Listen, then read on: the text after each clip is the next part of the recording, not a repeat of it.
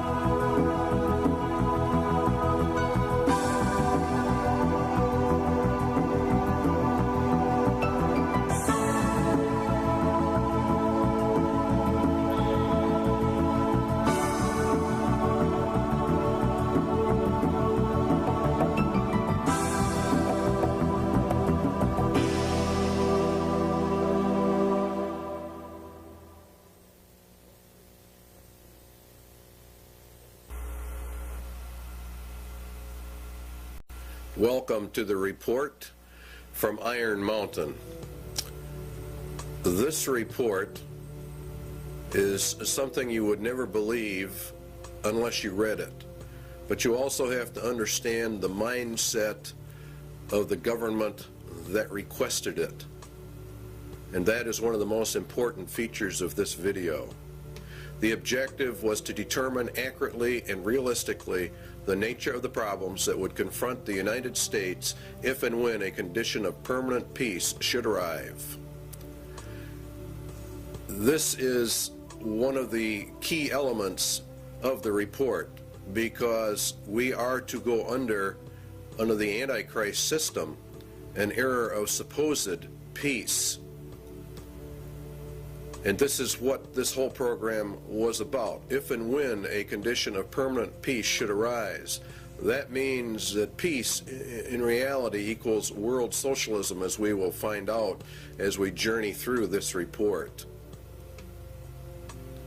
And they were to draft a program for dealing with this contingency. In other words, this is a planned situation.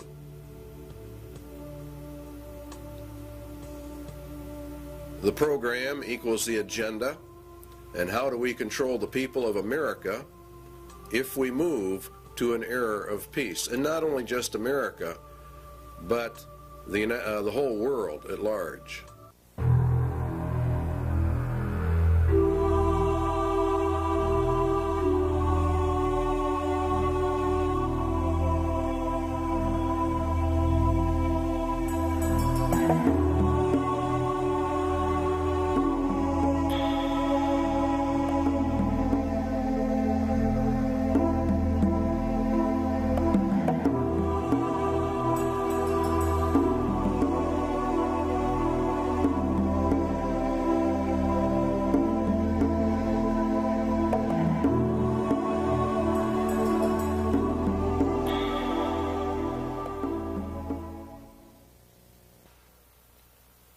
In 1961, Public Law 87-297 was passed, paving the way for the United States to be merged with the United Nations. It's a very crucial law in that it disarms the American citizen in violation of the clear intent of the Constitution, which calls for our right to bear arms to maintain our free state. And by the calling for the disarming of all Americans, of course, we lose our free state and we are submerged actually into a slave state. The disarming was to be done by a period of gradual disarmament, and as they were disarming, the United Nations would be built up with a powerful standing army. The evidence suggests a CFR-TC Bilderberg connection, the rich men of the earth, the merchants of Babylon, the killers of the just, according to the Holy Scriptures. The report concerns itself with a globalist agenda, and the conclusions reached have been advanced by these groups. Every one of the conclusions in the Iron Mountain report have been advanced by these groups: Committee of 300, the CFR, TC Bilderbergers, Royal Institute for International Affairs, Tavistock, your Club of Rome, United Nations. It goes on and on. Okay, it began back in 1950, actually. These hearings began to take place in the United States, and the calls for a world government were actually held in 1950. Here's a resolution in Congress that was considered and called for testimony, and it says to provide a true world government through the adoption of a world government constitution. It was a clear intent to place the United States directly under the United Nations and to scrap our Constitution. Universal peace is a prerequisite for the pursuit of that goal, and from the competitive anarchy of nation states, therefore the age of nations must end, and the era of humanity must begin.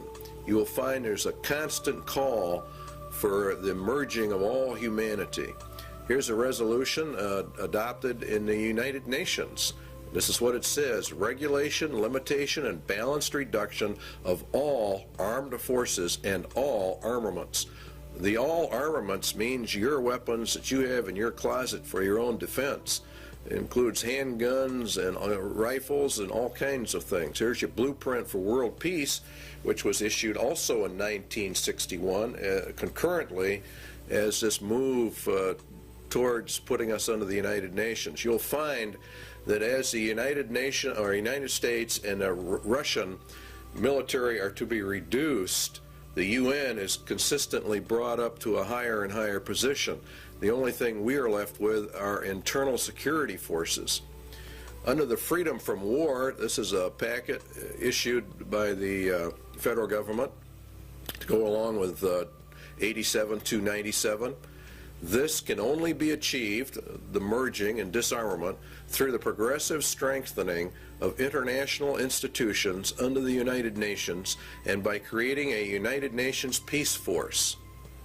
See, they want to progressively strengthen the international institutions, all of which come under the United Nations. We are to lose our sovereignty. This can only be achieved through the progressive strengthening. By creating a United Nations peace, which really means police force, to enforce the peace. This is what Daniel said, and by peace the Antichrist shall destroy many. He shall also stand up against the Prince of Princes, but he shall be broken without hand. And it was given unto him to make war with the saints, and to overcome them, and power was given him over all kindreds, and tongues, and nations. And all that dwell upon the earth shall worship him, whose names are not written in the book of life of the Lamb, slain from the foundation of the world. All right, back to the government report. The disbanding of all national armed forces and the prohibition of their reestablishment in any form whatsoever other than those required to preserve internal order and for contributions to a United Nations peace force. They are to bring the UN up to a point where no state would have the military power to challenge the progressively strengthened U.S. peace force, and all international disputes would be settled according to the agreed principles of international conduct. That's exactly what the Bible says. It was given unto him to make war with the saints and to overcome them, and power was given him over all kindreds, tongues, and nations. No one can make war with this final world entity. And if you will study your scriptures out, you will find that the United Nations fulfills every parameter listed for the Antichrist system. And Public Law 87-297 has been updated. There are numerous updates. You will, if you go search them out, Public Law 101-216, for example, has been updated. Here's another one. I have today signed H.R. 1495, the Arms Control and Disarmament Amendment Acts of 1989. It authorizes the fiscal appropriations to get this thing underway. Now, the problem with it is the Bill of Rights in Amendment 2, the right to bear arms, a well-regulated militia being necessary for the security of a free state, the right of the people to keep and bear arms shall not be infringed. In other words, in reality, you cannot infringe that right in any way, method, or manner. The only way a people can remain free is to hold in their power the weapons necessary to secure their free state. This amendment deals with the international security of the United States from its own government. In other words, this amendment was to secure the people's freedom from their own government, from an internal government takeover. This right is not there so that you can go hunting or for the other excuses made. It is there to prevent the government of the United States from becoming a dictatorship by treason. In other words, by betrayal of the Constitution of the United States. Now, in order to merge the United States into the United Nations requires a total betrayal of the Constitution, which guarantees you a free state through the right to bear arms. You see the connection? The United Nations is a communist, illuminist, Masonic world dictatorship, and there are no freedoms, hence they have to get the guns to eliminate the free state nation guarantee in our Constitution. The Iron Mountain Report, then, is a report in reality on how to circumvent the Constitution of the United States. And in reality, it's a document of treason, of how the rich men of the earth are actually going to divert the attentions of the people away so that they can get this done. The guidelines given by the government for the Iron Mountain Report: 1, military-style objectivity; 2, avoidance of any value assumptions; and 3, the inclusion of all relevant data. And this is a very important part of this report, is the avoidance of all value assumptions. This is what makes it so absolutely cold and inhuman. It is to be amoral. It is as a computer is amoral. It deals in factual data. There is not any mercy. There's not any compassion. It doesn't deal in right or wrong, or what is good or evil.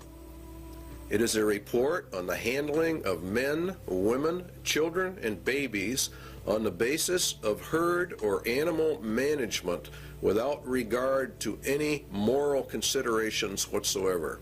It reduces people to objects. It reduces all humans to non-entities with no rights of self-determination, with no rights granted by the Creator, and with absolutely no rights under a Constitution. The Constitution has been effectively canceled by Iron Mountain.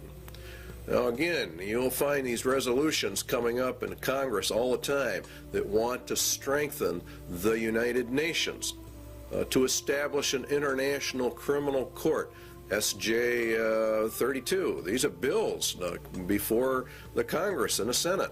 The implementation of Agenda 21 and other Earth Summit agreements, which is all United Nations. Reagan called for the World Army. Clinton has approved a UN Army. You're seeing it on TV all the time.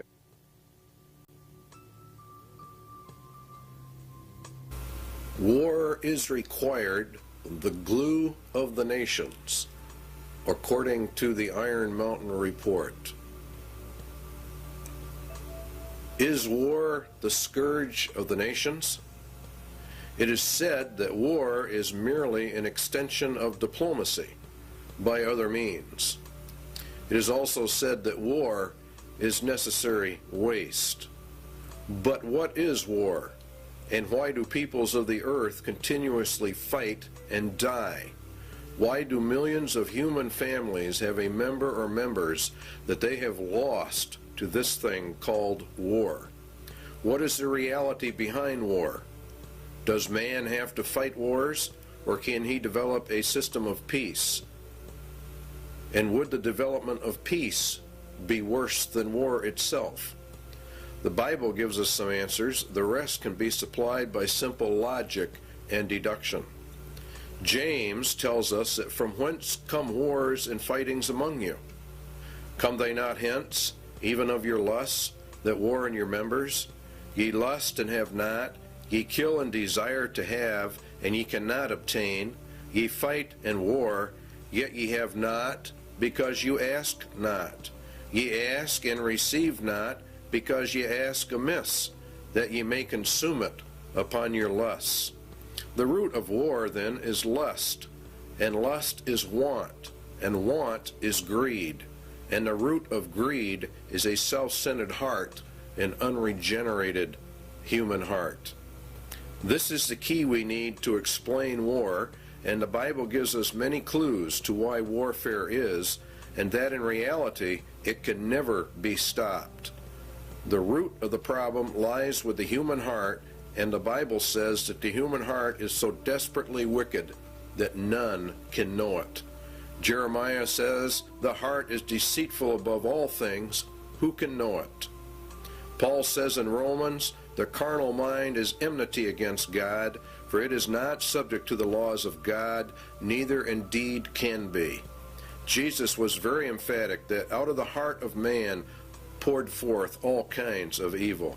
The problem with mankind is then his evil heart. Evil because it is self-centered, and evil because it does not contain true love. The love within that it does have is hurtful or harmful, manipulative, self-centered, and filled with its own desires, according to the Lord.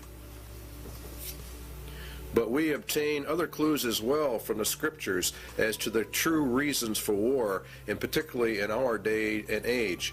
James says, "Go to now, ye rich men, weep and howl for the miseries that shall come upon you. Your riches are corrupted, and your garments are moth-eaten. Your gold and your silver is cankered. The rust of them shall be a witness against you, and shall eat your flesh as it were fire. Ye have heaped together treasure for the last days. Ye have killed and condemned the just." Now let's run a little logic. Lust is the center of war, lust is greed, and greed is from evil, self-centered hearts. The Bible also says that the love of money is the root of all evil, or the height of all greeds. Lust then is greed, and the ultimate greed is an insane love of money, which brings with it power, which brings with it control over mankind. Thus the rich men of the earth are indeed in total control over money, and they have developed a system of economic controls well laid out in the Scriptures. If the rich men of the earth gain control over the planet via their Babylonian economic system, then they are the ones who are only powerful enough and rich enough to wage war, and they are the only ones who can develop the war machines that you are looking at on your television screen. They are the ones who can develop the weapons necessary for modern warfare. Iron Mountain agrees. The very title confirms the Bible. The title says that it is a report on the desirability and feasibility for peace. It was ordered by the rich men of the earth. Therefore, they themselves must be the ones waging the wars, and now they have elected not to wage wars, but have elected to do something else, because warfare is drawing to a close. It will have soon served its purpose.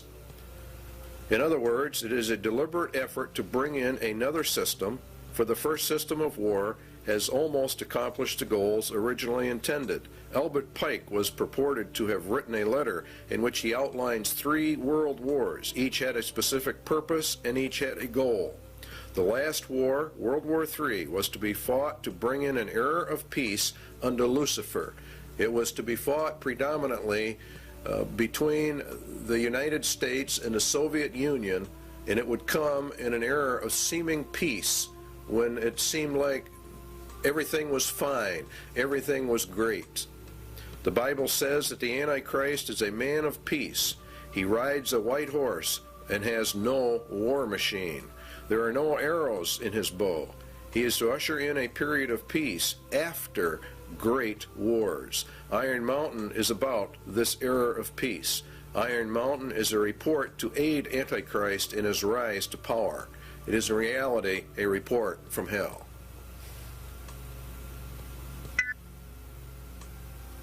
Iron Mountain asks, what can be expected if peace comes? What should we be prepared to do about it? What, for instance, are the real functions of war in modern societies? These are very important questions.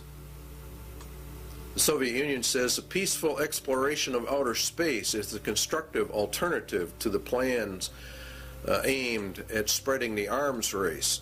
In other words, we are always going to find that the opposite of war is peace, which of course it is in reality. But what Iron Mountain is getting at is, what are the real functions of warfare, the invisible functions of warfare?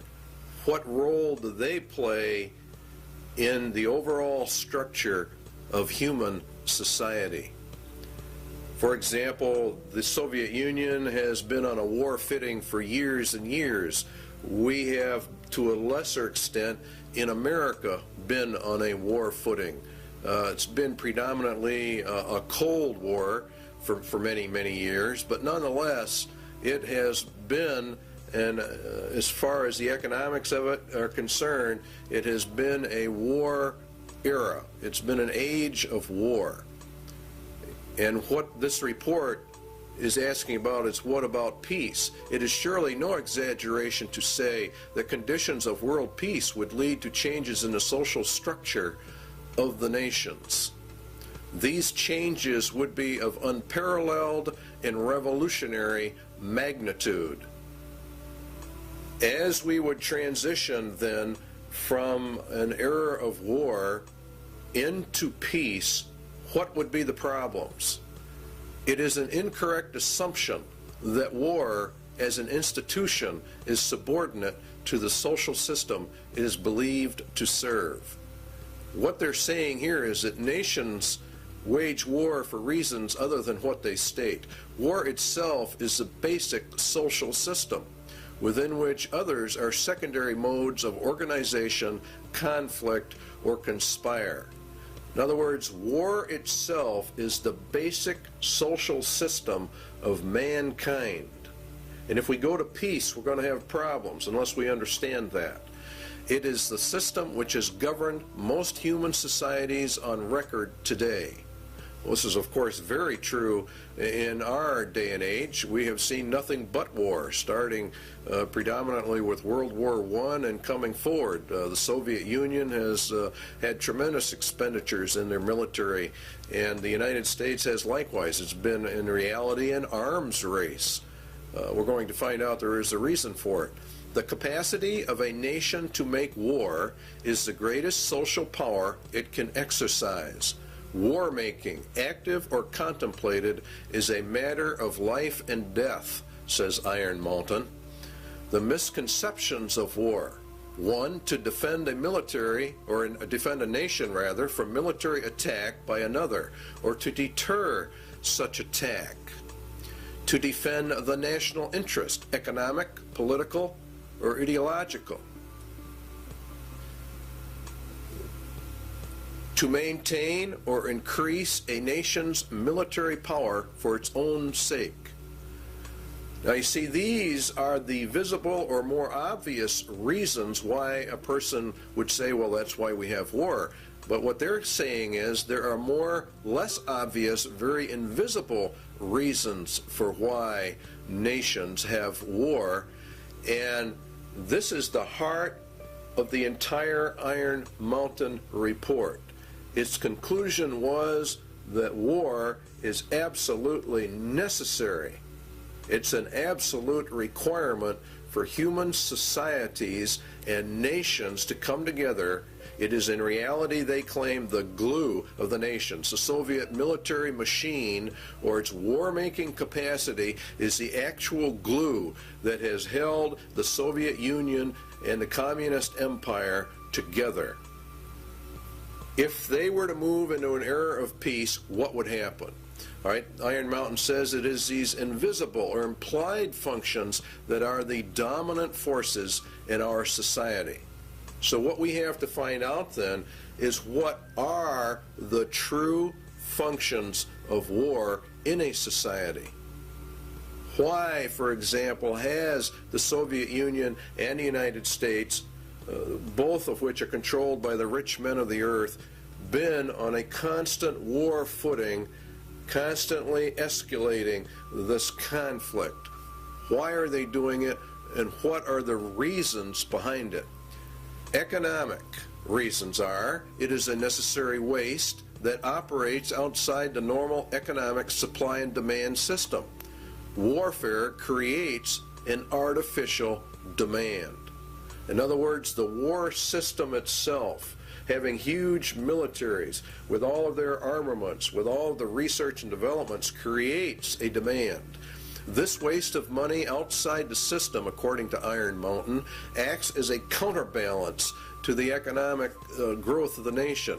It is progressive for research and development of weapon systems, and it spurs technological advances which spin off and help society at large. Defense spending per se might be countenanced on economic grounds alone as a stimulator of the national metabolism. In other words, war itself, for economic purposes, is a tremendous growth factor. For the political reasons, it's different. A nation is a group of people organized together with a common goal and a national identity. The nation has an outlook or an attitude of how it will deal with other nations, and that's what we call foreign policy. A nation's foreign policy, says Iron Mountain, can have no substitute if it lacks, or no substance rather, if it lacks the means of enforcing its attitude. In other words, if the nation is not strong enough, it doesn't matter what their attitude towards somebody else is. War is itself the defining element of any nation's existence vis-a-vis any other nation. War, then, equals nations because it is the glue of nations and what causes them to come together, and peace would mean the dissolving of the nations. The elimination of war implies the elimination of national sovereignty and the traditional nation state. Please understand the importance of that remark in Iron Mountain. It is the elimination of war that brings us to world government. The war system not only has been essential to the existence of nations as independent political entities, but has been equally indispensable to their stable internal development. Without it, the war system, no government has ever been able to obtain its legitimacy, or in other words, we could say its right to rule its society. War is the basis of that claim to rule, and it is therefore the glue that holds a nation together, according to Iron Mountain. The possibility of war provides a sense of external necessity without which no government can remain in power. The organization of a society for the possibility of war is its principal political stabilizer. All right, in other words, for the Soviet Union, they said that the American people were the enemy, and that gave them the glue which held the Soviet Empire together, which rallied the people to make such sacrifices so that we could build up this huge war machine. The basic authority of the modern state over its people resides in its war powers. Now that's another very important statement. Therefore, a substitute for the war system must be found in order to control the people and provide stability and legitimacy of government if we go into an era of peace. Now we know that the United Nations is to be that era of peace. So therefore, what they are saying is we have to find substitutes for what war does, the invisible functions of war. We have to find a substitute for that if we are going to go to peace. Obviously, if the war machine is discarded, new political machinery would be needed at once. In other words, as they phase war out, they have to phase whatever they're going to put in its place in to control the people, to control the nation. This is an essential part of Iron Mountain. Until it, the substitute for war, is developed, the continuance of the war system must be assured to maintain the stability of its internal organization of power.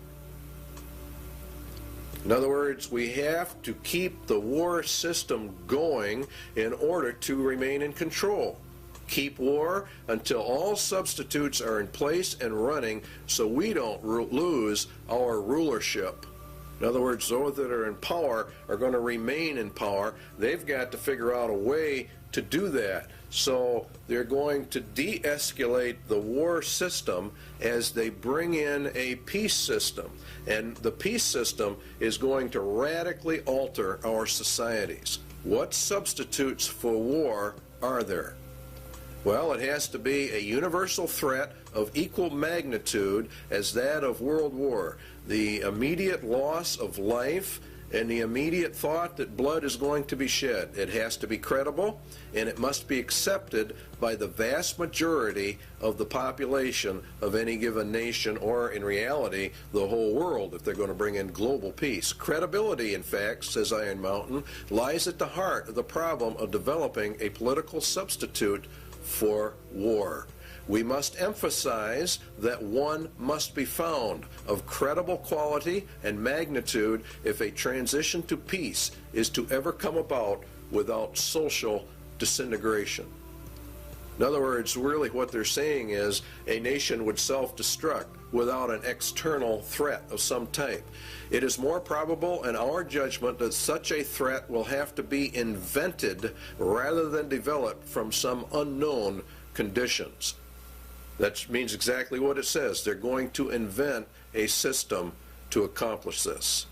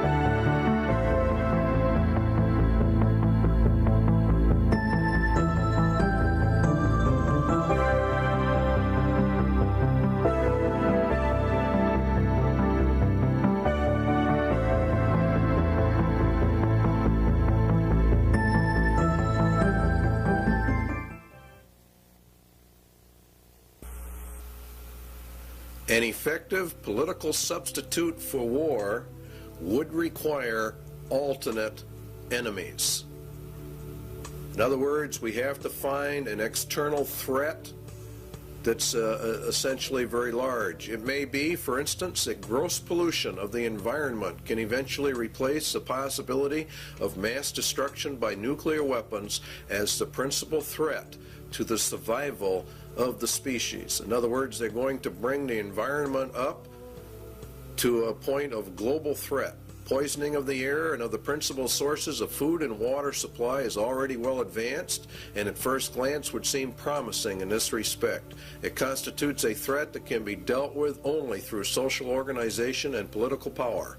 But from present indications, it will be a generation to a generation and a half before environmental pollution will be sufficiently menacing on a global scale to offer a solution as a substitute for war. In other words, we replace the war threat with an environmental threat.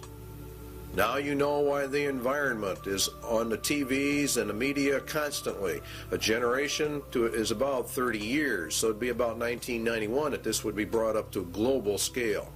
It is true that the rate of pollution could be increased selectively for this purpose. In other words, you could selectively find areas where you could deliberately increase the pollution to get this threat in motion a little quicker. It is true that the rate of pollution could be increased selectively. In fact, the mere modification of existing programs for the deterrence of pollution could speed up the process enough to make the threat credible much sooner. In other words, let's have the governments drag their feet on pollution controls or the enforcement of pollution controls.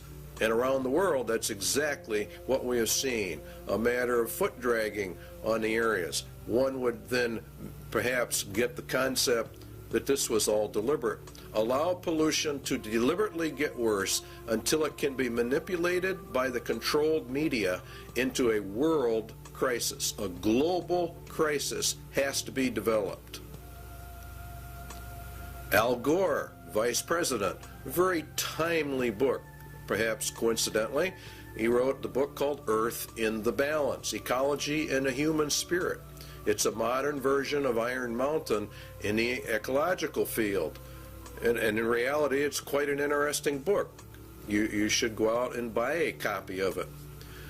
The world government organizations are pushing this. Climate crisis, Emergency Earth Rescue Administration. The people of the earth have a new common enemy, which requires an emergency worldwide campaign. You see, and we have to abandon our armaments to join in a common cause for survival. What did Iron Mountain say? It had to be a threat to the survival of the species.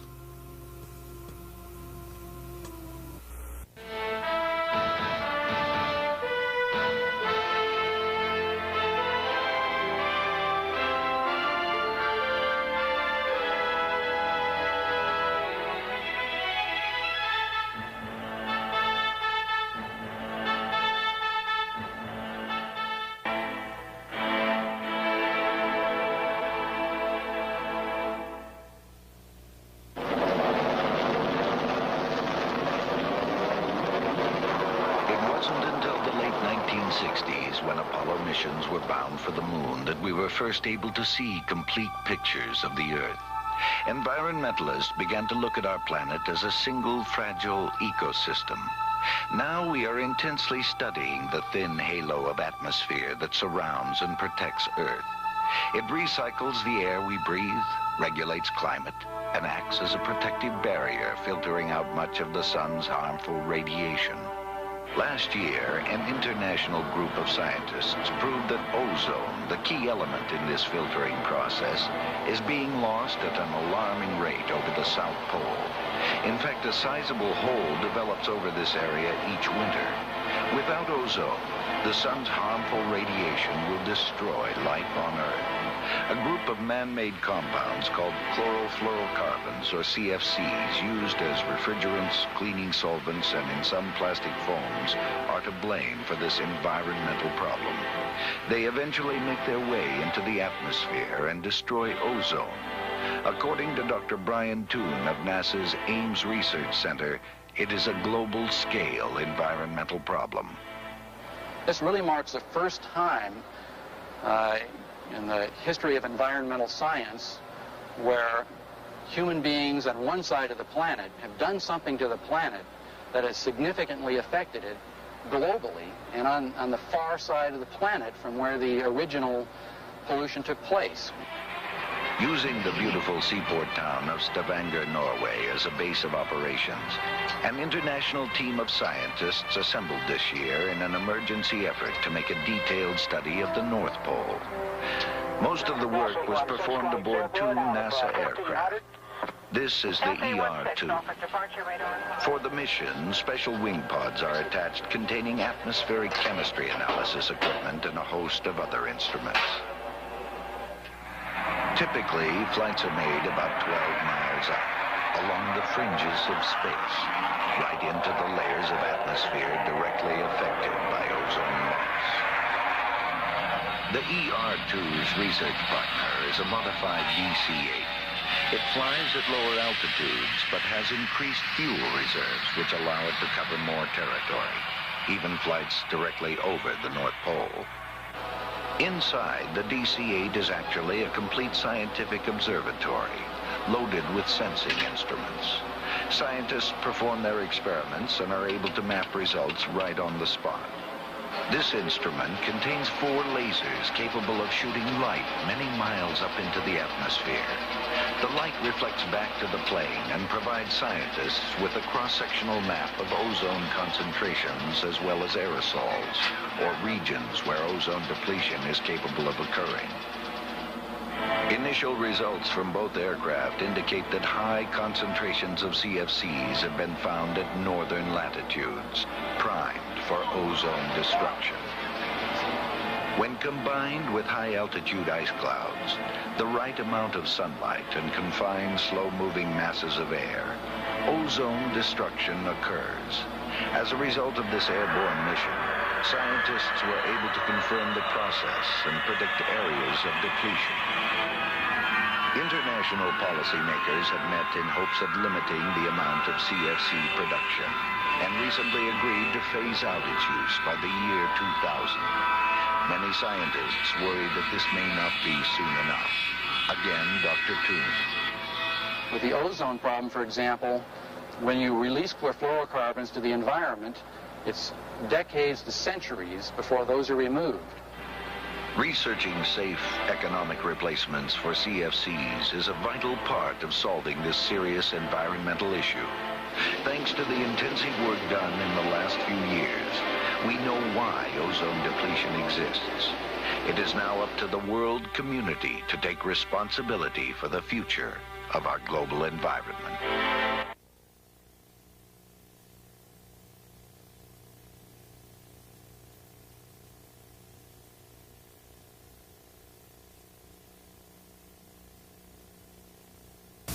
Two Landsat satellites continue to orbit the Earth 14 times a day. From their 570-mile-high vantage point, they return images like these taken over rich California farmlands. Telltale red images indicate vigorous vegetation growth. The state of California is using Landsat imagery to inventory and map its irrigated cropland. Ecology, the balance of nature, is important to all life. One of the tools we can use to monitor this balance of nature on Earth is the satellite. Satellites can be used to observe our planet from a high vantage point. A NASA film called Remote Possibilities tells the story. From far out in space, the Earth appears serene and beautiful, displaying no hint of our crowded planet's many problems.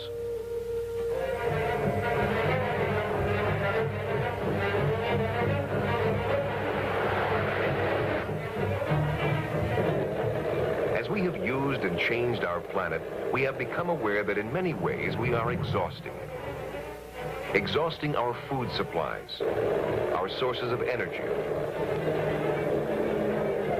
our natural lands, exhausting the potential of even the once seemingly limitless oceans. Management of Earth resources is at a critical stage. It has never been more important that we understand the environmental relationships of our planet.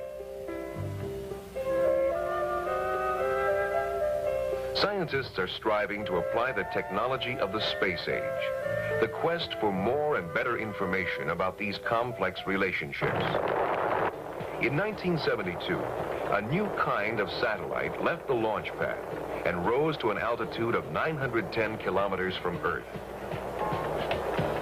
There it settled in a circular orbit around the planet. This satellite, called Landsat, opened a new era of Earth resource management.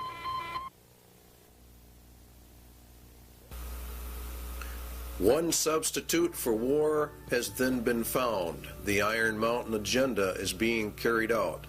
The objectives of the EcoScan? Well, the UN will end up with control over all the land, and ownership of the land will be held by the rich men. There is arising a crisis of worldwide proportions involving developed and developing countries alike, the crisis of the human environment. The process of compromise of national interests will, of course, have to take place. International economic security is inconceivable unless related not only to the world's environment, but also to the elimination of the threat to the world's environment?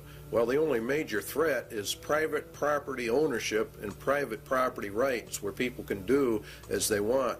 Let us also think about setting up within the framework of the United Nations a Center for Emergency Environmental Assistance.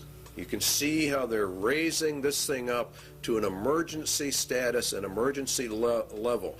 And that's what Mikhail Gorbachev said in December 8th, 1989, in a speech to the United Nations.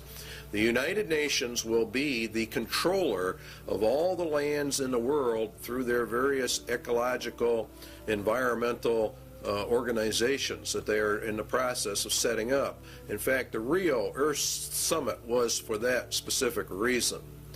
Now, it's owned by the rich men. That's who owns the United Nations. That's who actually runs it. Eco foundations of the World Wildlife Fund, Heritage Trust, Nature Conservancy, etc. There's a lot of them, and you have many UN organizations. And the rich men of the earth sit on the boards of directors on all of these groups. These groups are buying up huge chunks of private land for conservation, they say, and to preserve the earth. And of course, all of it is to be owned by the rich men. And what they cannot purchase by normal means will be taken under zoning controls, DNR regulations, or other land grab means via governmental authority and regulation. All land will be under strict eco controls because, after all, we are now involved in the middle of an eco emergency, and it's nothing but a scam. It's really a debt for land swamp is another part of it. The international bankers loan and control the monies to all the countries, and through interest have driven them into huge debt status. The debt of the United States is in the trillions. The bankers then come forward with a new plan. They will take the nation's land, and then they will cancel the debt of that nation. It is called a debt for land swap. This land will be held by a World Conservation Bank, owned, of course, by the rich men of the earth. They will then own all the land, all the resources, all the food. They become the absolute masters, and all the people become the slaves. It's a perfect scam. It's a perfect system. Because the eco threat is now global, then obviously it can only be controlled by a global authority. And guess who that is? Why, of course, it's the United Nations. Now, the eco scam is being pushed by every organization that's involved in the environment. Even Time magazine ran an article on the endangered earth. It's being put in all your children's school books, all of their study books, about the crowding of human life, about how we have such an ecological crisis, an environmental crisis, and unless we all do our share, why, the whole world is just going to disintegrate and the entire population of man will be eliminated. That's according to them. It's very interesting that Daniel said of the Antichrist that he shall divide the land for gain. In other words, he takes over all the land and divides it up amongst these various foundation groups. And that's exactly what's happening.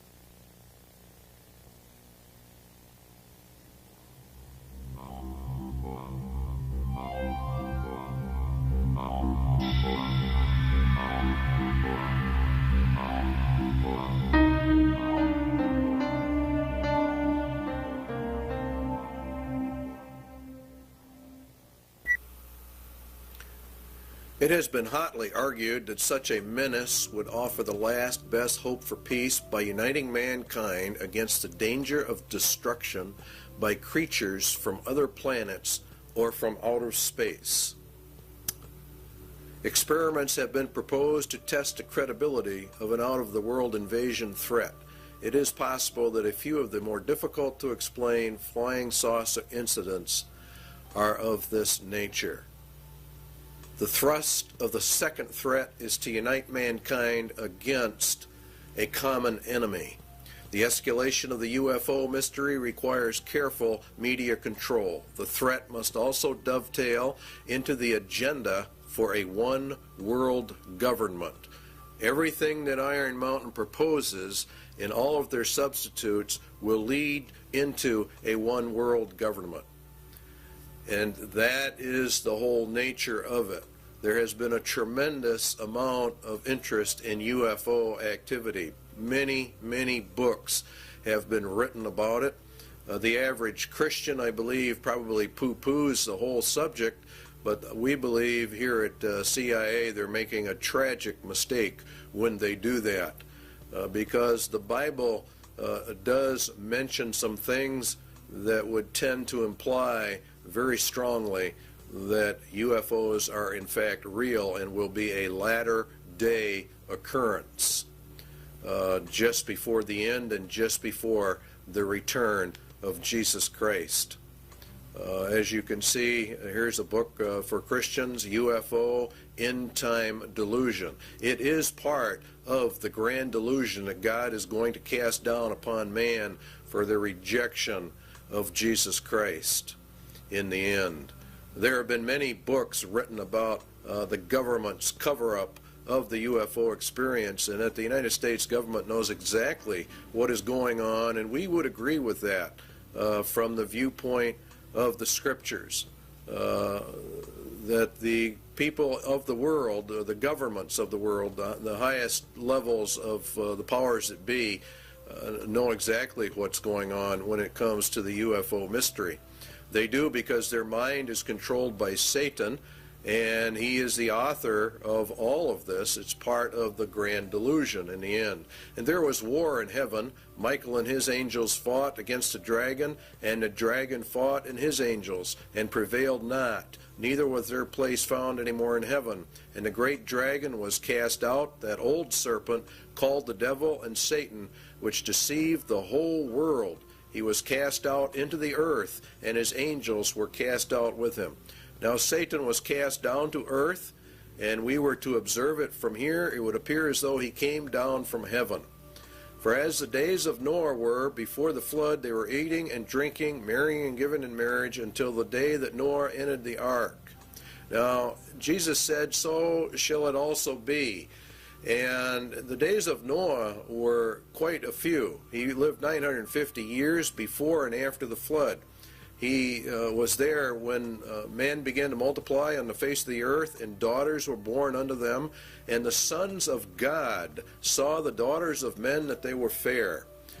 Now, the book of Enoch gives us some information about that. It happened after the sons of men had multiplied in those days, that the daughters were born to them, elegant and beautiful. And when the angels, the sons of heaven, came down, you see, they took wives, each choosing for himself, whom they began to approach, and with whom they cohabitated, and teaching them sorcery and incantations. The whole situation is one where these were literal fallen angels that came down and mated with the daughters of men, and they produced a race of giants, according to the book of Enoch, and many ancient writings give this interpretation to the sons of God mystery of Genesis 6. And what is interesting is that they said they would return. Now the Spirit speaketh expressly that in the latter times some shall depart from the faith, giving heed to seducing spirits and the doctrines of demons. Now the word seducing comes from the word planos, which, if you do a word study, comes all the way back to where we get our word planet. Could it be that the interpretation is, in the latter times some shall depart from the faith, giving heed to impostors from other planets? That would be the most literal translation, and that is also exactly what is happening. These impostors are actually demons pretending to be from outer space. It is part of the grand delusion. For this cause God shall send them strong delusion, that they should believe a lie, that they all might be damned who believed not the truth, but had pleasure in unrighteousness. They reject the concept of creation, even him whose coming is after the working of Satan with all power and signs and lying wonders. This would result in UFO contacts of the first, second, and third kind, as Satan sends his advance guard to prepare man for the grand delusion.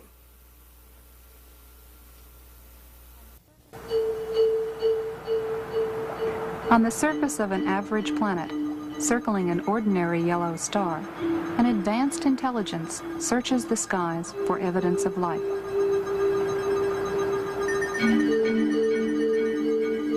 Directed by even higher intelligence, machines with brains of silicon patiently sift through faint shards of radio data for the unmistakable signal that will indicate the first sign of life beyond Earth. Now plans for the most sophisticated SETI search ever focus on the Goldstone Deep Space Communication Complex in California's Mojave Desert. It is the site of tests for a possible future NASA project, one not yet funded. The full-scale NASA system, when operational in the next decade, would be billions of times more powerful than the sum of all previous searches. For Carl Sagan, a proponent of SETI for many years, this technical progress has made the present unique. For the first time, we're mustering substantial, sophisticated, serious scientific searches for extraterrestrial intelligence. There's never been a time like that before. So there is some chance that in the next few decades we will get a signal from some spectacularly distant, spectacularly exotic civilization, and everything on Earth will, as a consequence, change. That is possible.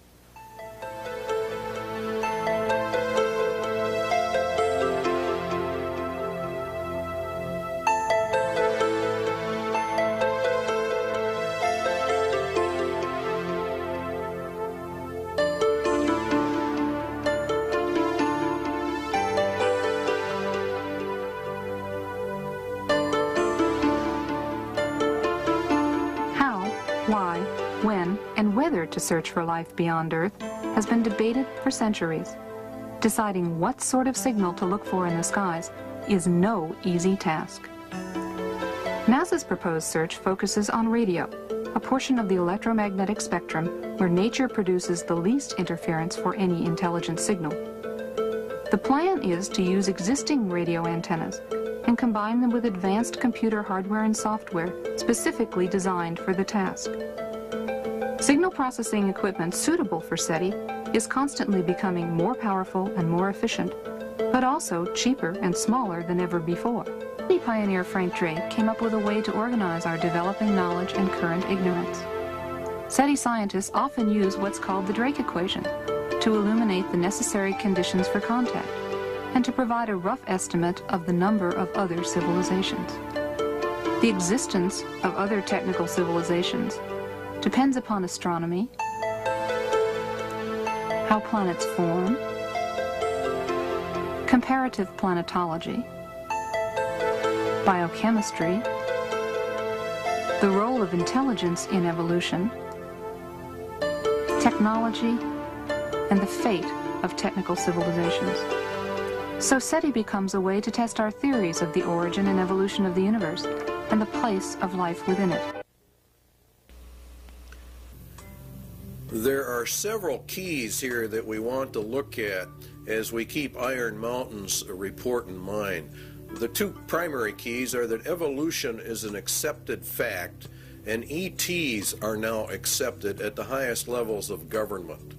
We believe that the SETI program is camouflage for what is really going on, or the contact reports that have been gotten out from the government under the Freedom of Information Act are in fact cover for the SETI program. But the two, we believe, are going to merge in the end and introduce mankind to the aliens, who are in reality demons and Satan's advanced guard. The movies that have been produced are very important.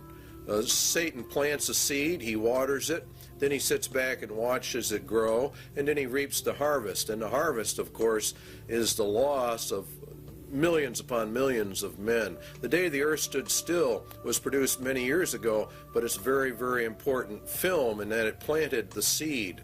The Day the Earth Stood Still said that war must stop, peace must be enforced, and world government is a requirement to get all of this to happen. The message was very important. E.T., a very, very popular movie, taught us some things as well. It said that reptiles are very cute, that love is the answer, that love heals, but more importantly, that we all evolve in a different manner. You're going to find evolution at the bottom of all of these movies. And Star Wars is another one.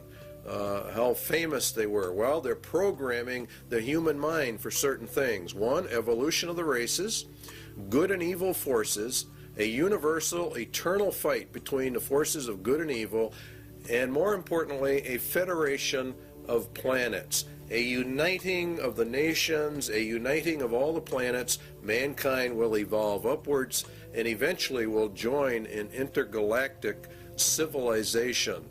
And this is the important keynotes in every one of these movies. Close Encounters of the Third Kind was a very, very important film. It bases itself on evolution. Two, that the United Nations is a central player in that movie. The U.S. military is connected to the United Nations in that movie, and that mankind will join interplanetary civilization. It starts by contact, by exchanges of the races. In other words, some of our people go there, and some of their people come here. Now, something surfaced not too long ago called Majestic 12, and it dealt with government contact with aliens. A lot of people laugh at this document and think it's a hoax. Our research against the Bible would say that it is not a hoax, that this actually is legitimate and that contact has been made. Operation Majestic 12 is a top-secret research and development intelligence operation established by special classified executive order of President Truman. Now, this took place back some years ago. Very interesting, however, what Majestic 12 sets up. A rancher reported that a UFO had crashed in a remote region of New Mexico.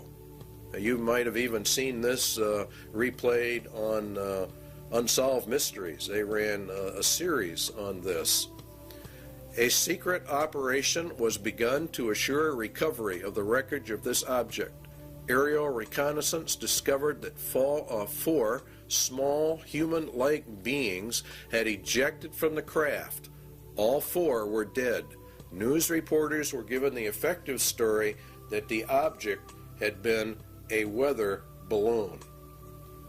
They are discounting the UFOs to the public while they gather the evidence secretly. The biological and evolutionary, there's your key, processes responsible for their development has apparently been quite different from those in Homo sapiens. Evolution is then a proven fact insofar as the government is concerned. They have accepted evolution as an established fact. The aliens then did not evolve as we did. This is the very basis of the grand delusion. It's creation versus evolution. Evolution is essential for the grand delusion because men reject the creation of the world and people by Jesus Christ. So it's very important you understand that evolution is the keynote. The ultimate intentions of these visitors is completely unknown, the report said. But if you read the Bible, you will know they are demons, and you will know they are the advanced guard of Satan, and that they are setting up the world for its final ruin and taking of people into eternal hell. UFOs are real. There's no question about that they are real. The only question is what are they? And if you take the evidence of the scriptures, definitely we believe here at least that they are the sons of God returning just exactly as they said they would, all the occultic literature talks about this. Now there is an area out west called Area 51, Groom Lake. There's also Tonopah. There are several areas from which Project Red Light was developed. It's a top secret testing program for alien technology for defense purposes. This is very interesting that a lot of this stuff is being leaked right at this moment as we get into this. A congressman said, I have no comment as to what is going on in Area 51. That was Congressman Harry Reid, and he went out there to visit the area because the Air Force had made a land grab, and he went out there on behalf of his constituents to find out why. It is said that President Eisenhower signed a treaty with actual aliens in 1957. The swap was they could take our people for experimentation and we would get technology in exchange. In other words, the aliens come to Earth, we take their technology to build our defense mechanisms. Now, a lot of people think this is ridiculous, but if you read what it says about Babylon the Great, the nation, it gets all of its technology from Satan. Satan is the one that gives them the power. And this is why the United Nations is being brought up. And this is why the United States is so deeply involved. In exchange for technology, the U.S. government agreed to allow the aliens to abduct humans for experiments. And this accounts for the large number of abductions reported all over America. This is part of the grand delusion, which has evolution at the root of it. Now you have actually two options. All of the leaks of this type of information are disinformation, where it is real and the aliens really are here.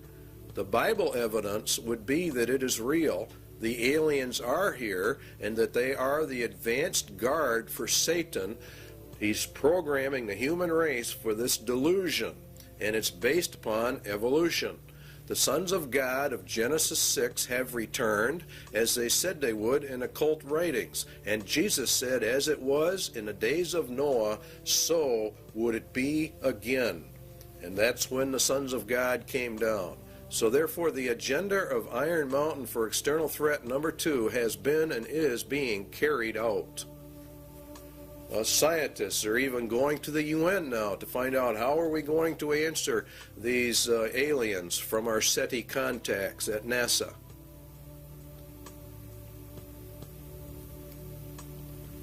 They believe the UN should do all of this.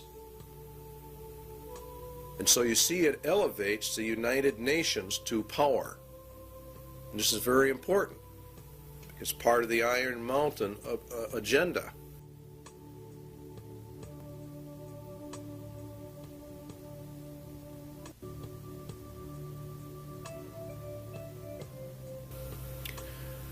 It might be argued that a well-armed international police force operating under the authority of such a supernatural court could well serve this purpose. In other words, they're going to set up another threat. This is threat number 3, actually, an omnipresent, virtually omnipotent political or police force.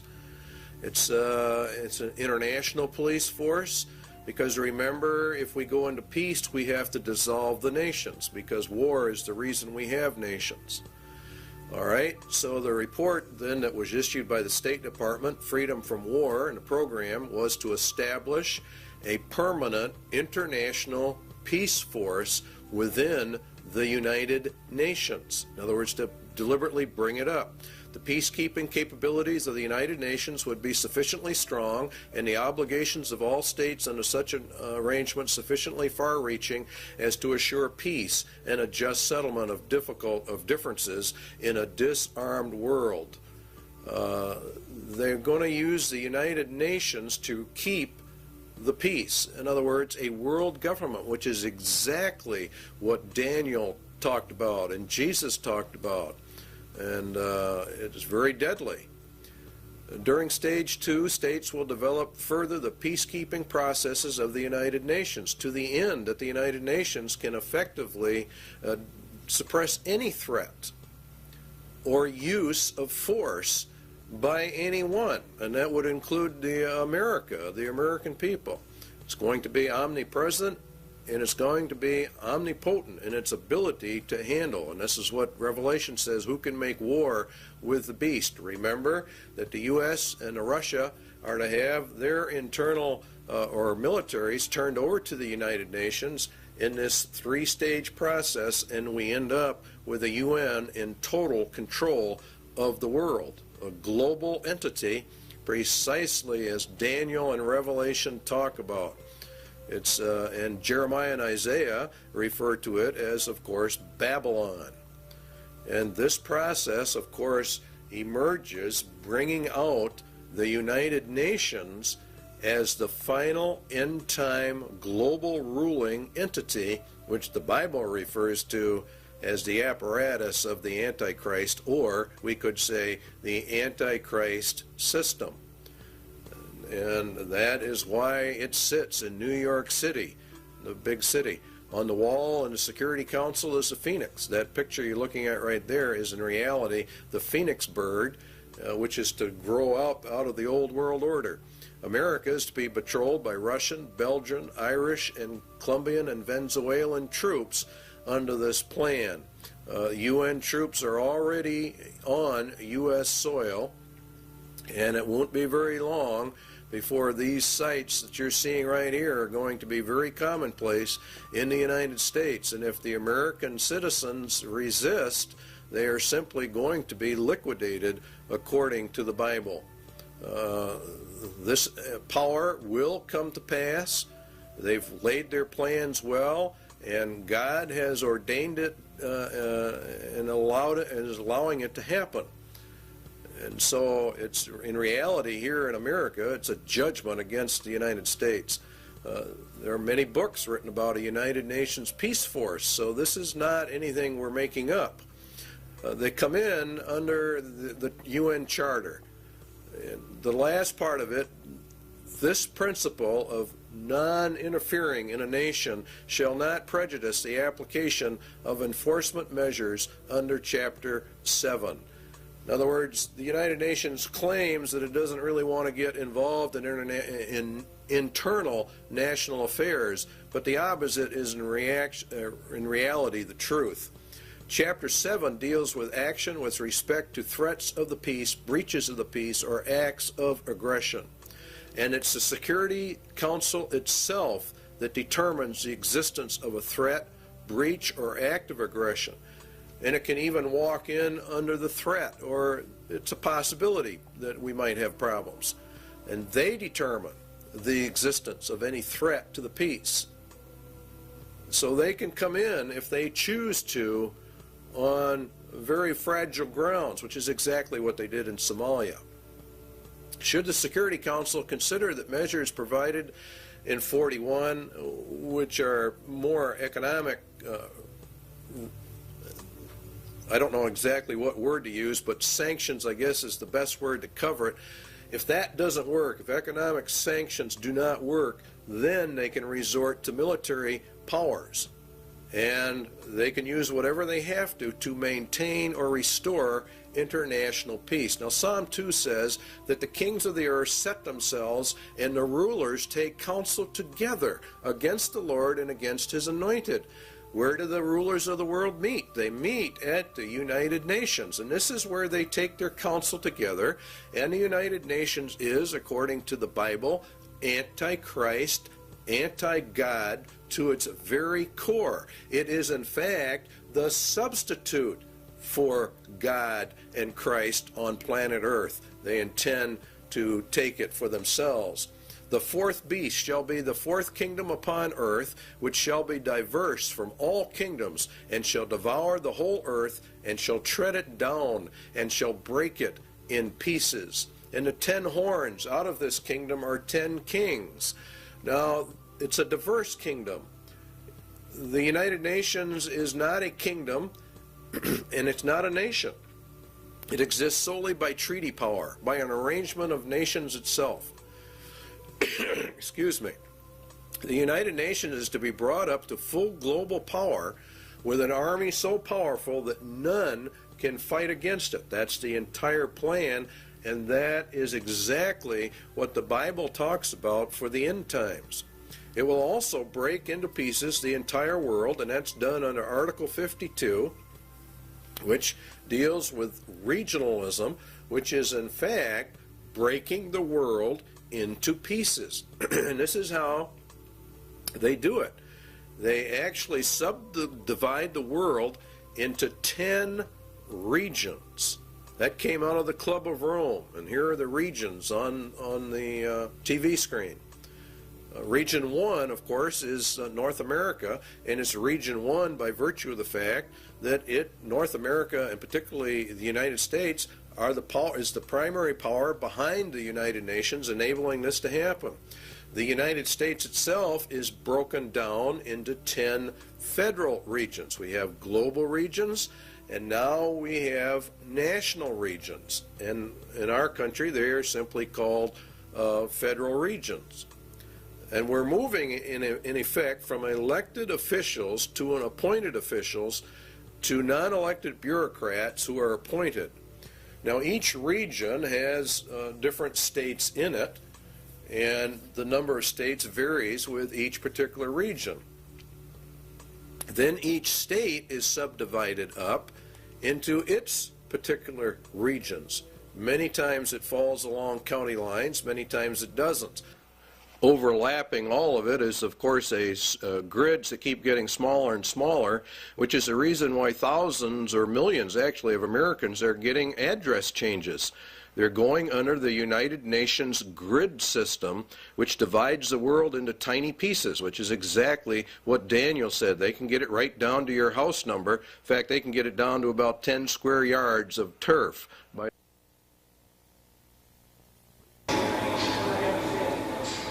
Recently, NASA's Landsat 4 satellite, shown here just before its trip into space, was launched from the Western Test Range by a Delta rocket.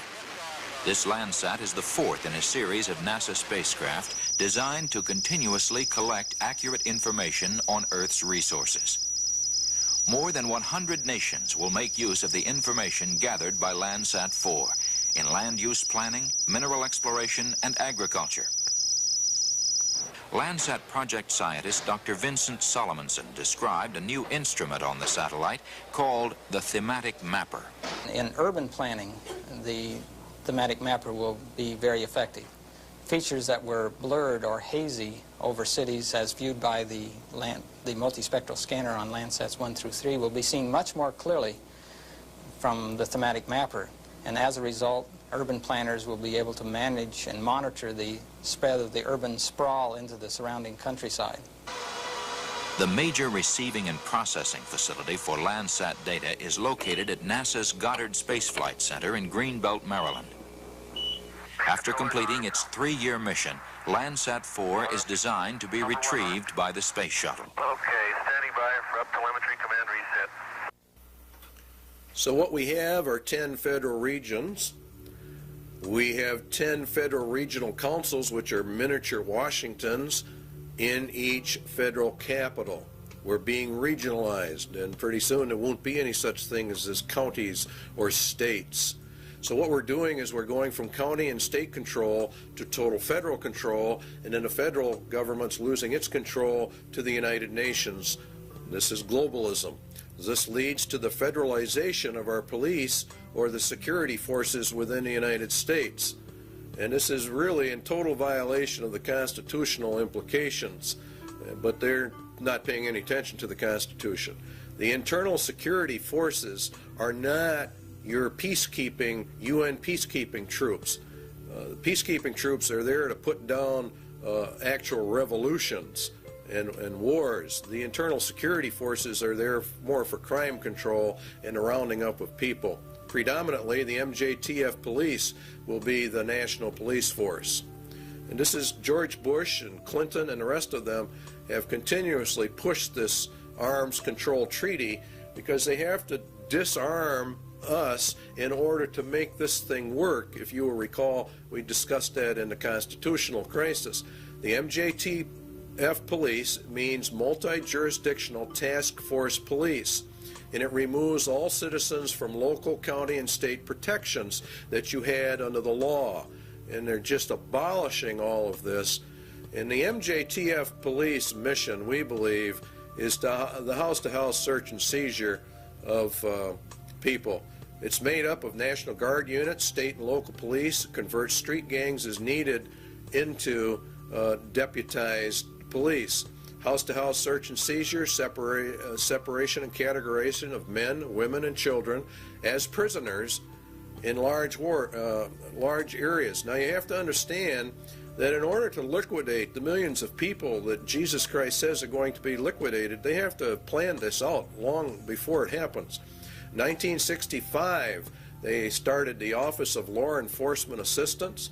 Then came in 1968 the Omnibus Crime Control Act, which converted the OLEA to the Law Enforcement Assistance Administration. They called, in turn, in 1971 for a regionalized police force. In 1971, an advisory commission on intergovernmental relations issued a pamphlet called M67, which called for a special multi-county and interstate police force. In other words, the merging of all police forces into one federal group. The LEAA in 1973 made calls for the elimination by merger of small police forces. This is exactly what Germany did under Hitler. All dictatorships have two common characteristics: general confiscation of guns in order to prevent internal rebellion, and the establishment of a national police force to enforce the edicts of the dictator. We are following Nazi Germany almost to the exact letter.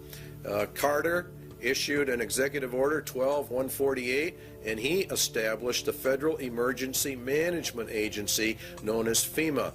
FEMA absorbed the LEAA and became the primary control organization for internal security of the United States in an emergency. They're gearing this thing towards an emergency. That emergency is going to be World War III, and it ushers in this whole system. FEMA has many interesting programs: Rex 82 Bravo, Rex 84 Alpha, Helix 2, Rex Alpha, Night Train, Cable Splicer, Garden Plot. These are all martial law training exercises.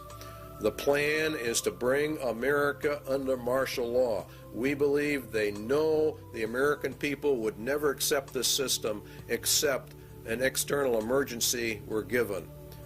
The UN system, remember, is a martial law military system. Under the executive orders of FEMA, mandatory registration of all people, including babies and children in the United States, at the United States Post Office. They have boxes in them. We already know about it. They're marked for emergency use only. The primary one here to look at is 11,000, seizure of all civilians and work brigades, which is in reality slavery, and includes the rights to split up families as well. In essence, what will happen in America is going to be worse than the communist revolution in Russia. This plan provides the basis for the deployment and employment of military resources, including National Guard personnel, for civilian disturbances. So Iron Mountain external threat number 3 has been and is now being implemented. An omnipotent police force. Next on the list is the space program as an economic substitute for war.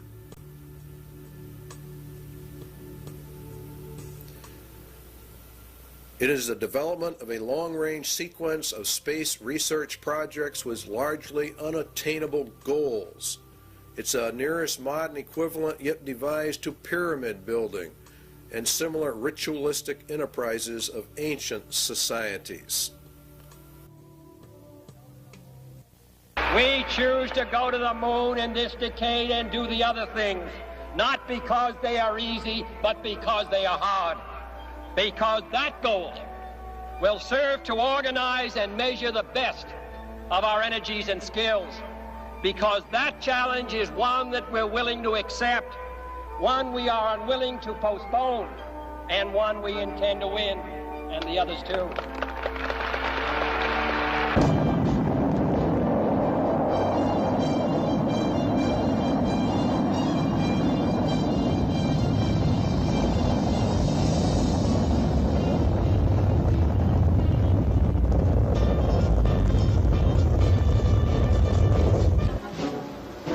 Everything associated with the Saturn V was huge. The rocket itself, the building where it was assembled, and the crawler transporter that carried it to the launch pad. The fully loaded Apollo Saturn V was 363 feet tall. Its main engines alone generated 160 million horsepower, and its fuel pumps pushed fuel to the engines with the force of 30 diesel locomotives. As Saturn V lifted off Launch Complex 39 for the first time, it weighed more than 2,800 tons.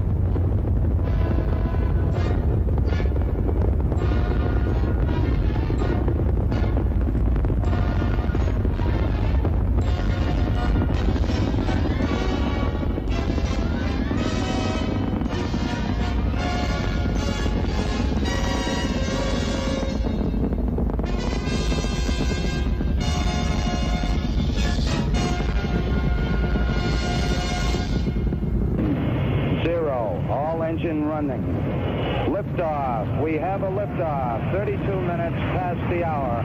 Liftoff on Apollo 11. Tower cleared.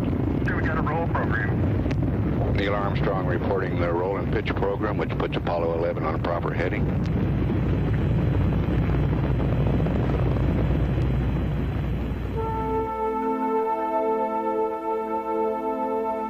Houston, Apollo 11 is calling you on the high gain. How do you read, over? Roger, loud and clear on the high gain. Eagle, you're looking great. Coming up 9 minutes. We're now in the approach phase. Everything looking good. Altitude 4,200. Houston, you're go for landing, over. 40 feet down, 2.5. Picking up some dust. 30 feet, 2.5 down. Straight shadow. 4 forward. 4 forward, drift into the right a little. 20, down a half. 30 seconds forward, just good. Hey.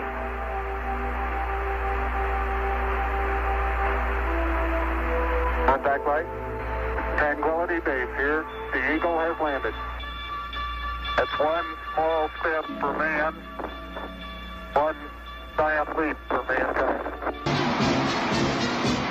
Across the country and around the world, the Apollo 11 crew were welcomed back as heroes.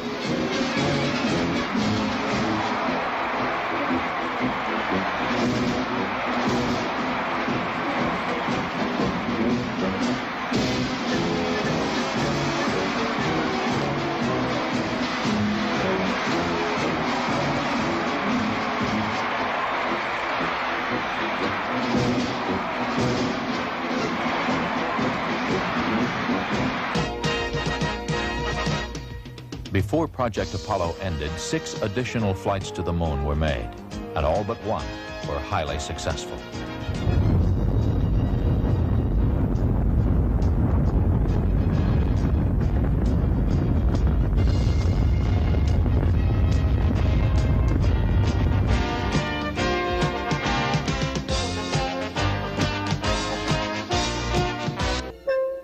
Then ASTP, Apollo-Soyuz Test Project, a joint endeavor between the Soviet Union and the United States. the mission called for a mutual docking and crew exchange to develop the necessary equipment for international space rescues.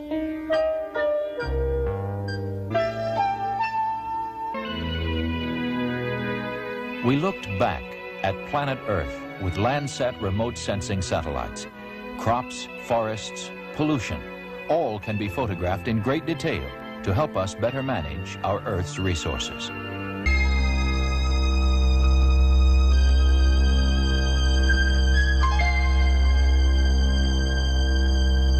As of now, 2/3 of the planets in our solar system have been explored, and by the end of this decade, we will have explored most of the rest, including Uranus and Neptune.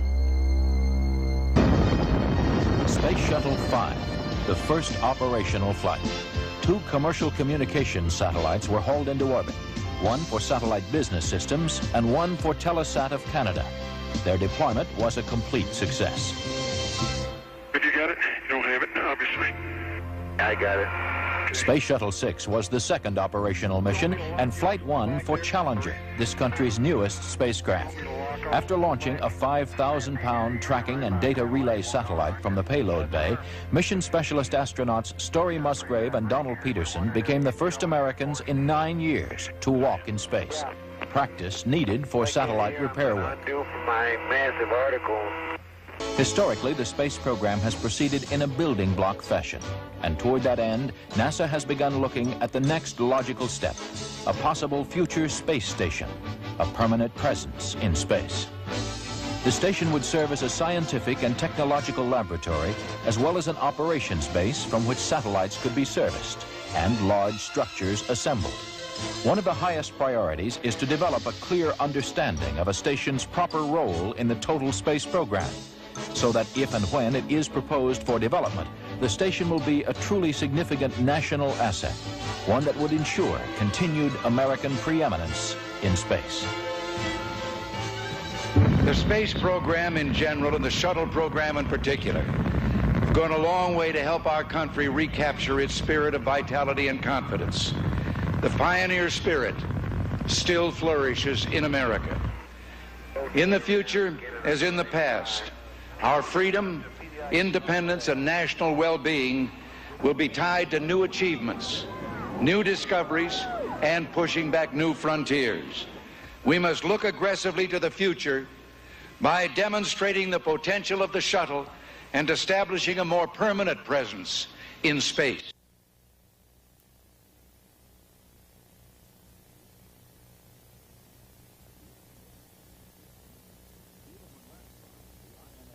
Even when ratified, the INF Treaty will not totally eliminate the nuclear threat to Eurasia. The vast nuclear arsenal possessed by the USSR and the variety of delivery systems available still present a significant threat. The organization of fail-safe inspection machinery could well be ritualized in a manner similar to that of established military processes. Inspection teams might be very like armies, and their technical equipment might be very like weapons.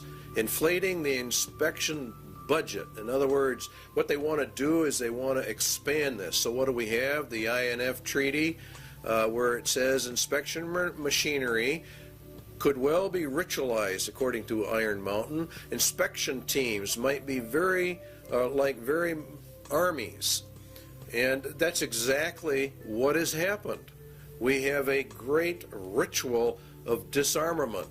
It's very interesting what you find when you start digging into the INF treaty hearings. Limited test ban. Let's take a look at all the treaties. Limited test ban, 1963. Non-proliferation, 1968. The ABM Treaty, 1972. The SALT I, the SALT II, the IMF Treaty. Very long, drawn-out process. And this is exactly what Iron Mountain recommended be done. It is one of the most important elements of the INF Treaty is the President establishes in this area operating on-site inspection. One layer of the regime, it says on the last sentence, builds upon another. And the whole thing becomes elongated, and it actually becomes a monster in and of itself. The data exchanges required are really immense, and so it requires an elaborate governmental system in order to accommodate all of this. And so Iron Mountain recommendation number 2 has definitely been implemented. The second one is the universal health care was a recommendation of Iron Mountain. Universal health care for all. It's an economic substitute for the war economy. It's very interesting how all of this works. Health. Drastic expansion of medical research, education, and training facilities, hospital and clinic construction, the general objective of complete government guaranteed health care for all. That's exactly what Clinton has introduced to the American people. He announced a universal health care and mandatory insurance program. And so they're putting everything in place exactly as Iron Mountain told them to do. It's universal, and you cannot exempt yourself from it, and it is causing a lot of trouble around the nation. But the arguments are not going to be on that basis. What is going to happen is we're going to be issued eventually a global identification card, and that is the purpose of this whole thing. The medical card has only one purpose. That's to get the foot in the door for the MARC system. Iron Mountain's third recommendation is being implemented. Iron Mountain economic substitute number 4, a new educational system to bring in globalism. Under the United Nations, UNESCO, Congressional Record, the Great Conspiracy to Destroy the United States, Education for Freedom and World Understanding. You see, all of this is designed to bring us into a world system, a global system, under the control of the United Nations. The second manifesto of the U.S. Office of Education, the implementation of the program of surrender through education.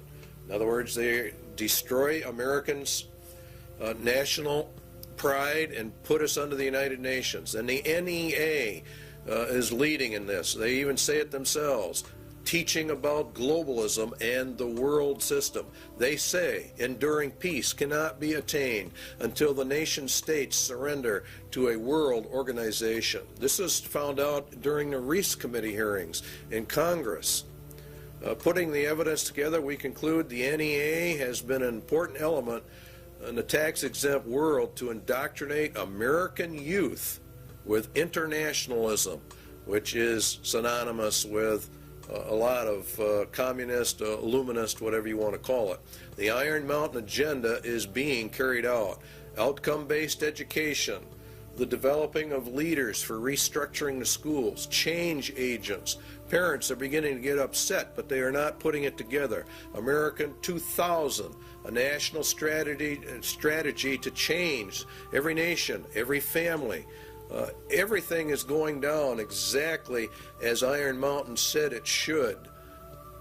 Global education is nothing more than a promotion of the United Nations and to destroy the Constitution of the United States, to bring us out from the Constitution and to merge us into the UN. That's what they're going to do. To improve learning and teaching by providing a national framework for educational reform, to promote research, consensus building, and systematic changes needed to ensure, you see, everything has to be changed. Guess what the changes all lead to? And guess who's behind it? If you look, Robert Mueller, former UN Secretary General to the UN, member of the Planetary Citizens, wrote the Global Core Curriculum. Marilyn Ferguson, the Aquarian Conspiracy, New Age. This is all being integrated into the educational system of America. And it's called America 2000. And it is extremely subversive. The national and international power play for education. It's going to go through because God has decreed it will go through. And UNESCO is behind it. Gorbachev, we parted with the old world, rejecting it once and for all. We are moving towards a new world, the world of communism. We shall never depart from it. Books are on the market explaining all of this. We don't have time in this video to get into it, but Iron Mountain Recommendation 4 is being implemented. Iron Mountain Sociological Substitute for War, slavery. Another possible surrogate for the control of potential enemies of society is the reintroduction in some form consistent with modern technology and political processes of slavery for the control of potential enemies of a society. Anyone that does not agree with the New World Order is an enemy of society and is therefore subject to slavery. Detention centers and concentration camps, work camps, are associated with forced labor, which is in reality slavery. Seizure under the executive orders of all civilians in work brigades, that's forced labor, that's slavery, which includes the rights to split up families. There are concentration camps, detention centers all over the United States set up under FEMA, under Rex 84, and there are presently, to the last count we had, 130 such facilities in the United States of America. In Arizona, you'll see, for example, some there. We've got one here in Wisconsin.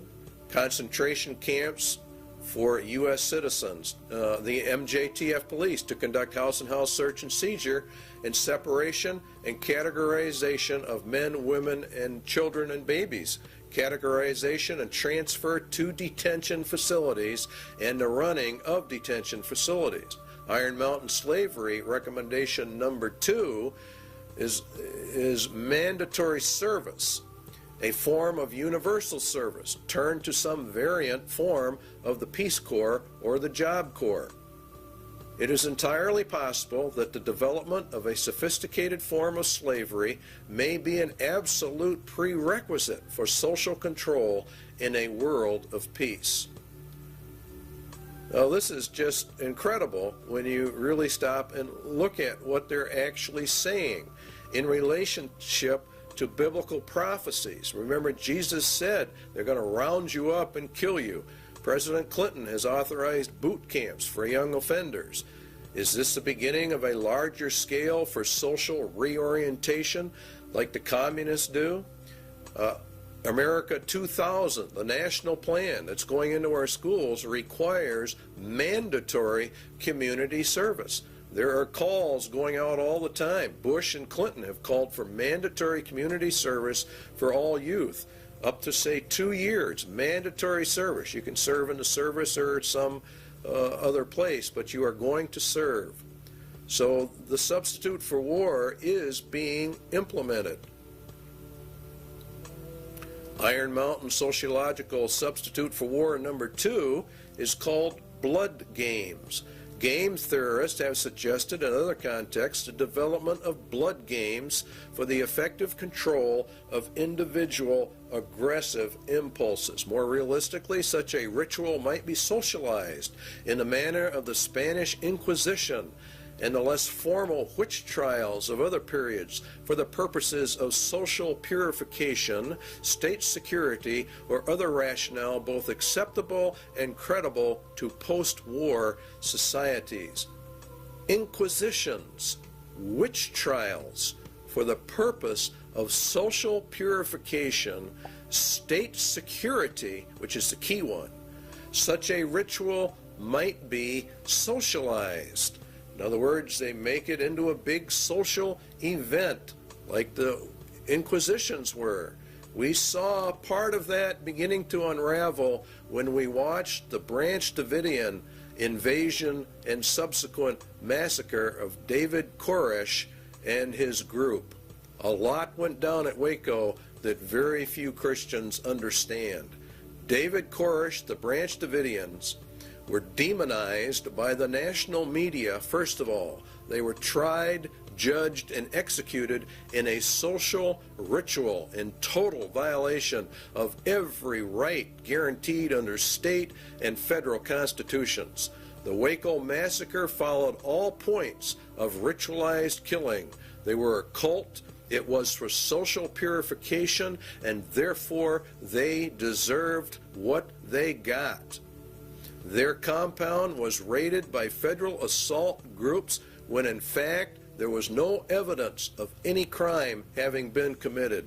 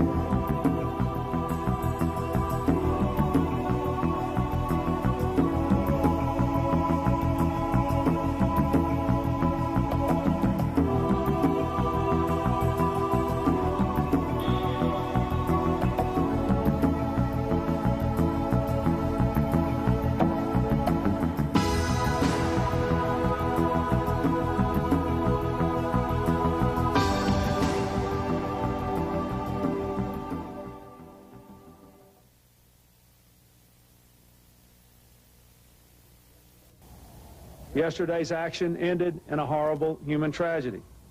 Mr. Koresh's response to the demands for his surrender by federal agents was to destroy himself and murder the children who were his captives, as well as all the other people who were there who did not survive. He killed those he controlled, and he bears ultimate responsibility for the carnage that ensued.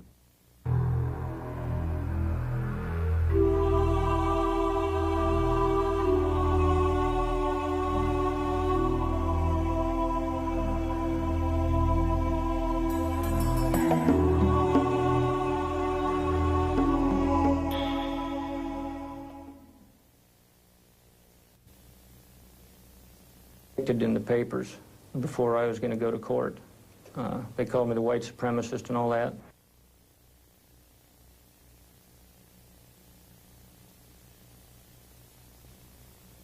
Victims of demonization that we all are victims of. When the federal government decides it is going to prosecute somebody, they sort of demonize them.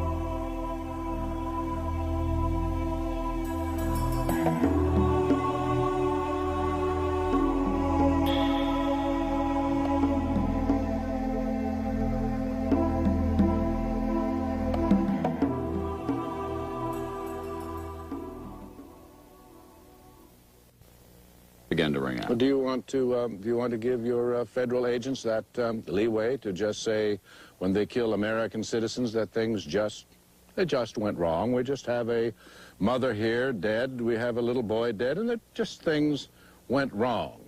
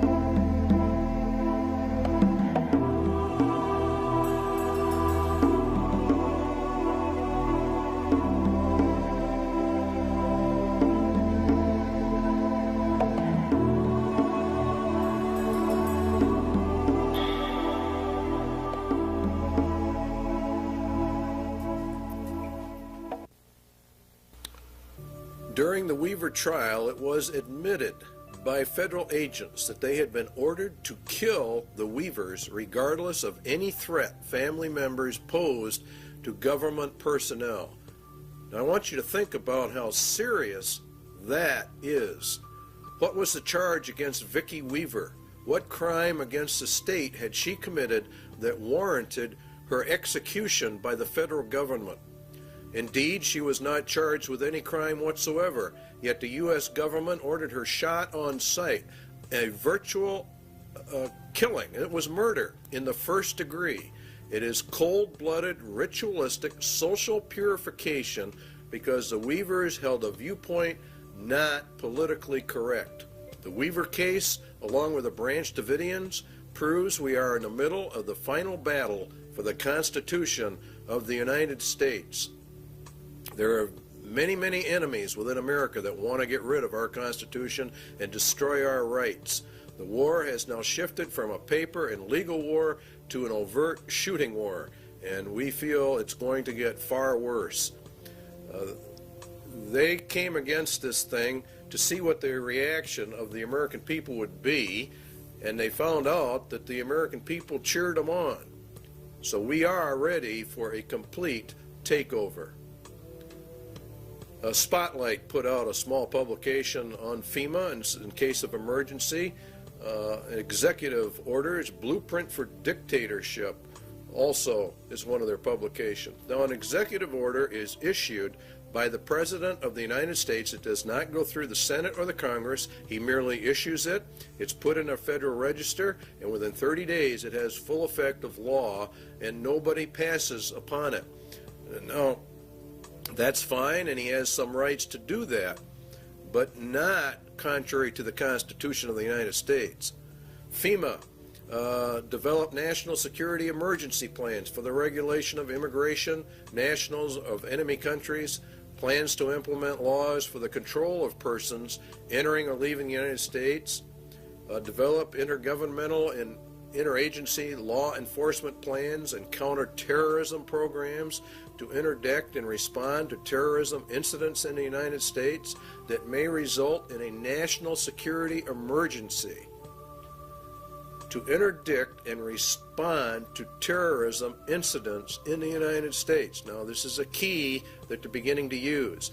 Under the new Crime Control Acts, particularly under the Crime Control Bill number 8, which is now before the Congress, a protester can be charged with terrorism.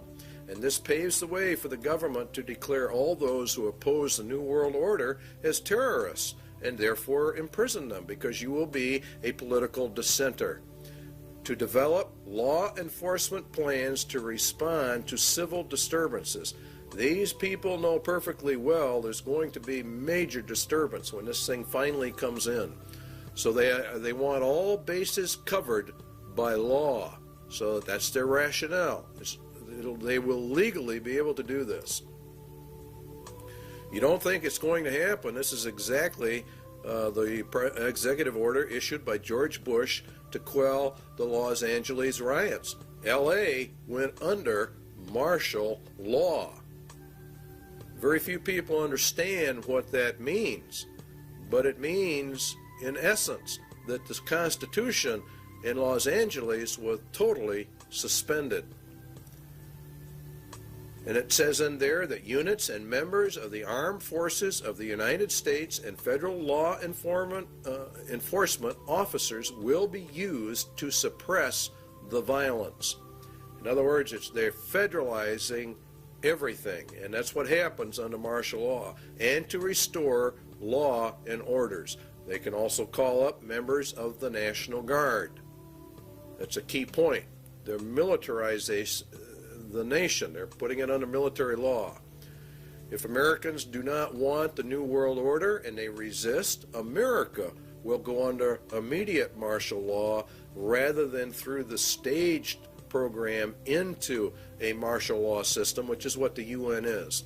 Also included to coordinate all federal agencies assisting in the suppression of violence and the administration of justice. Martial law suspends the Constitution of the United States. The UN is to be brought up to full power, and it will rule through martial law via a three-tier military martial law system. The first one we're going to actually look at is called FinCEN, and FinCEN, from the data we can get, it's not only a financial controlling sector, but it has to do with other things. Their equipment is black, and there are reports of a multitude of black helicopters all over the United States. We get calls on it virtually every day from someone who's just had them flying over the house. The FAA says that the black paint schemes are used on helicopters by the Drug Enforcement Agency and the U.S. Army Special Operations.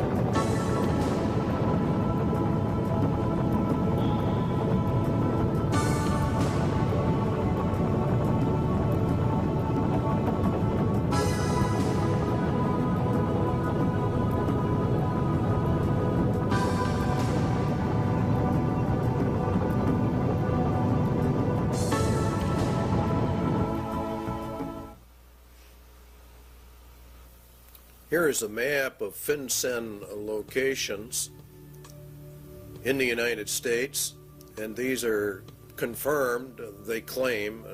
We have not been able to verify it. We're bringing this to you strictly unverified for troop deployment locations in the United States of America.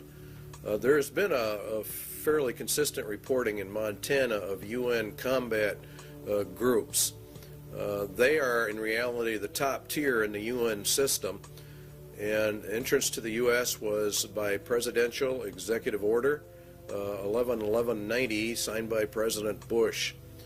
And there are many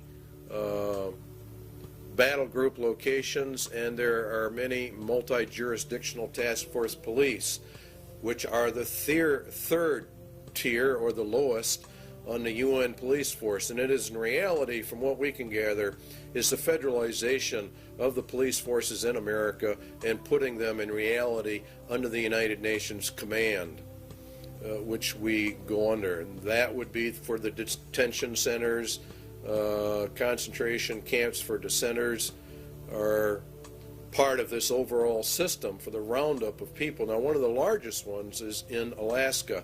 The Alaskan camp is the biggest, being over 1 million acres, and it's located just outside of Fairbanks, according to reports, and it's serviced by a spur line called the Alaskan Railroad. That's very interesting because under the emergency orders under FEMA, one of the railroads that gets activated and falls under their control is the Alaskan Railway.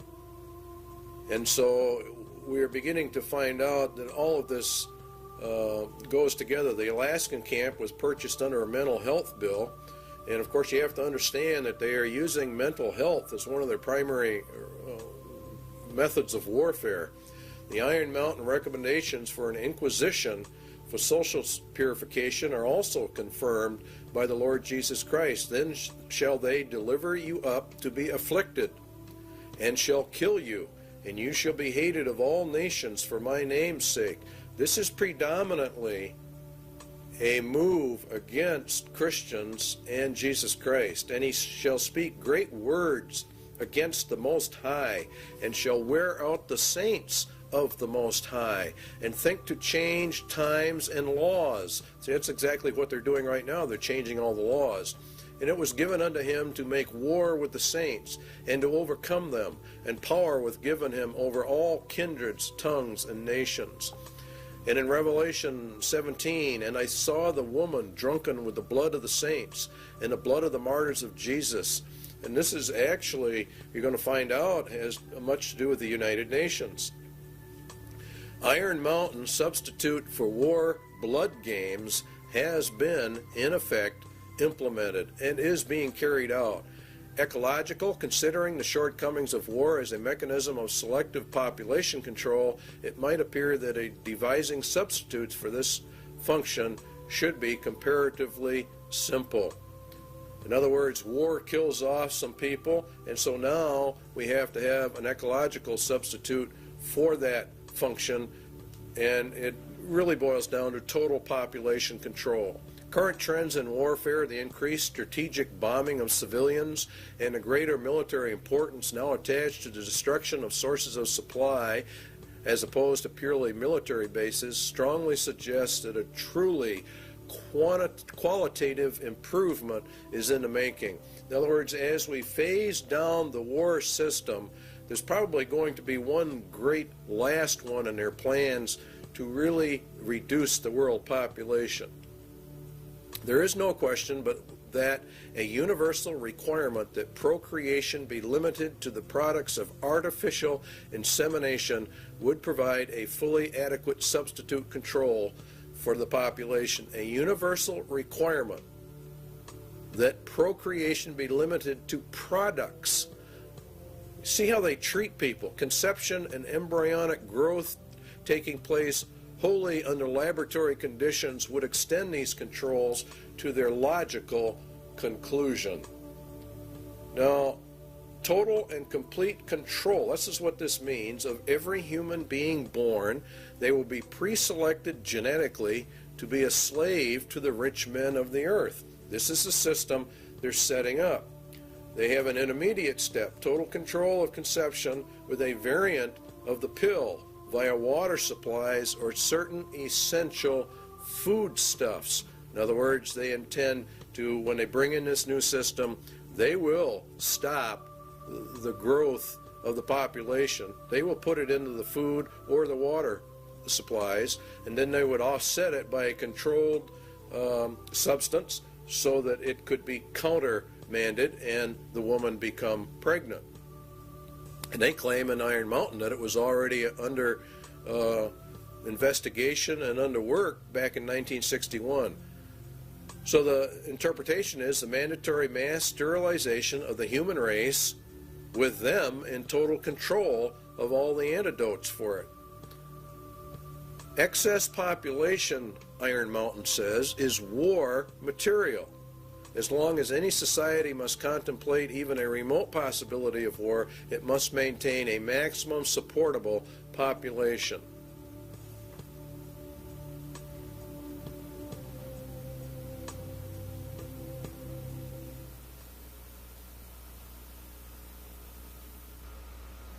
When the auditor finally gets his hands into the balance sheet. I suggest, therefore, that this be sold not through a democratic process. That would take too long and devour far too much of the funds to educate the cannon fodder, unfortunately, which populates the earth. We have to take almost an elitist program that we can see beyond our swollen bellies and look to the future in time frames and in results which are not easily understood or which can be, with intellectual honesty, be reduced down to some kind of simplistic definition.